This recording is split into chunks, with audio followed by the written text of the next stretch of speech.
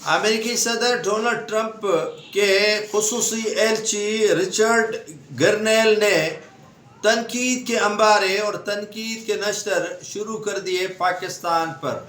اگر کوئی ان کے خلاف ہم جنس پرستی کا الزام لگاتا ہے یا ہم جنس پرست ایڈوائزر یا صلاح کار کے طور پر یا ایلچی کے طور پر ان کو پکارا یا ان کا نام لیا جاتا ہے تو وہ فوراً ری ایکٹ کر دیتے ہیں۔ ری ایکٹ بھی ایسا کر دیتے ہیں کہ پاکستان کے تقریباً 5 کوئی ٹویٹس انہوں نے ری ٹویٹ کیے اور 5 کے 5 انہوں نے جوابات پاکستان کو دیے۔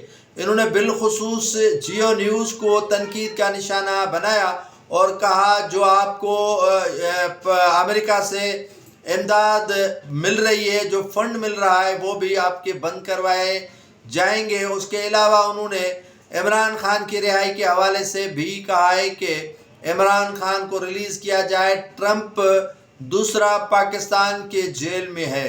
تو اس پر پی ٹی آئی نے بہت وہ خوشی کا اظہار کیا ہے، لیکن یہ تمام کے تمام سیاسی جماعتوں کے لیے نیک شگون نہیں ہے۔ تمام کی تمام سیاسی جماعتوں کو